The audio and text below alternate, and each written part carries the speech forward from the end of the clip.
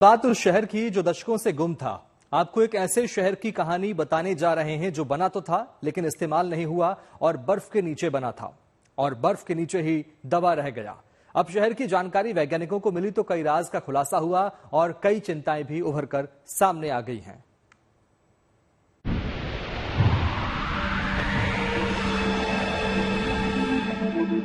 एक शहर जो 6 दशकों से गुम था, एक शहर जिसके बारे में पूरी दुनिया भूल चुकी थी, एकाएक जमाने के सामने आ गया। अमेरिकी अंतरिक्ष एजेंसी नासा ने ग्रीनलैंड में बर्फ की मोटी परतों के नीचे दबे एक अंडरग्राउंड शहर को खोज निकाला। ये जगह दशकों से ग्रीनलैंड में बर्फ की परतों के नीचे दबी हुई थी।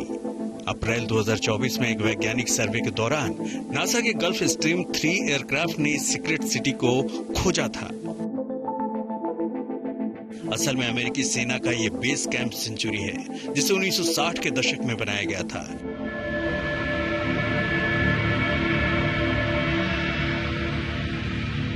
नासा के एयरक्राफ्ट पर बर्फ की गहराई मापने के लिए रडार लगे हुए थे। उसी से बर्फ में दफन इस शहर का पता लगा।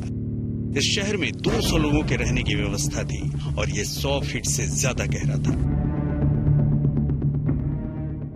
साइंटिस्ट के अनुसार उन्होंने देखा कि बर्फ के नीचे करीबन 3000 किलोमीटर लंबे टनल्स यानी सुरंगें बनी हुई हैं और उसमें 200 से ज्यादा जगह पर बर्फ के नीचे बंकर्स बने हुए हैं, जिसमें कि एयर कंडीशनिंग, यानी वहां तो ग्रीनलैंड में तो एयर कंडीशनिंग का मतलब है गर्म करने की व्यवस्था थी। यह देखकर साइंटिस्ट जो है वो पशोपेश में पड़ गए और दुनिया भर के जो मिलिट्री स्पेशलिस्ट थे वो भी पशोपेश में पड़ गए। ये आर्मी बेस दशकों तक दुनिया की नजरों से छिपा रहा। रिपोर्ट्स के मुताबिक ये आर्मी बेस कोल्ड वॉर के समय एक top secret project ice worm का हिस्सा था। अमेरिकी सेना उत्तरी ग्रीनलैंड में 4000 किलोमीटर से भी लंबी सुरंगें बनाना चाहती थी। मकसद था कि वहां पर मध्यम दूरी की बैलिस्टिक मिसाइलें छिपाई जा सके और परमाणु हथियारों को भी इकट्ठा किया जा सके, ताकि जरूरत पड़ने पर उन्हें सोवियत यूनियन के खिलाफ लॉन्च किया जा सके। यह जगह सोवियत संघ की मारक क्षमता के भीतर था। बर्फ की चादरों के बीच परमाणु शहर बनाना मुश्किल काम था, इसलिए 1967 तक इस परियोजना को पूरी तरह से रद्द कर दिया गया और कुछ ही समय बाद विशाल भूमिगत संरचना भी ढह गई। इसके अलावा वक्त के साथ अमेरिका ने इंटरकॉन्टिनेंटल मिसाइल बना ली, जिसकी वजह से इस प्रोजेक्ट की अहमियत कम हो गई थी। पता लगा कि अब अमेरिका ने और ज्यादा लंबी दूरी से मार करने वाले रॉकेट्स यानी इंटरकॉन्टिनेंटल बैलिस्टिक मिसाइल बना लिए हैं, जो कि रूस के ऊपर हमला करने के लिए अमेरिका से भी दागे जा सकते हैं। ऐसे में कैंप सेंचुरी को 1967 के बाद आस्ते आस्ते बंद कर दिया गया और वो पूरा इलाका वीरान हो गया। कैंप सेंचुरी को 1959 में बनाया गया था। बर्फ की परतों में बड़ी बड़ी सुरंगें बनाई गई थी।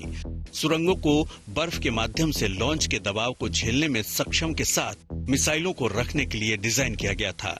सोवियत संघ के साथ परमाणु युद्ध के हालात में हथियारों को रेल मार्ग के जरिए बर्फ के नीचे से ले जाया जा सकता था और एक प्रकार के परमाणु बम के रूप में इस्तेमाल भी किया जा सकता था। लेकिन इस शहर की खोज ने एक नई समस्या की ओर ध्यान खींचा है। ग्रीनलैंड में जमा बर्फ की चादर अब पिघलने लगी है और एक नया खतरा पैदा कर रही है।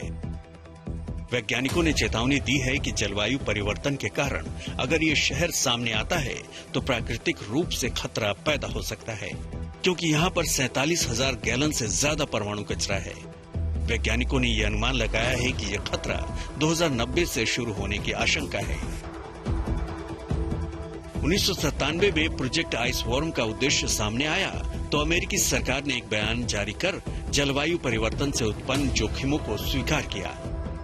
यूएस ने इस मुद्दे को हल करने के लिए डेनमार्क और ग्रीनलैंड के अधिकारियों के साथ काम करने का वादा किया है। Bureau report, good news today.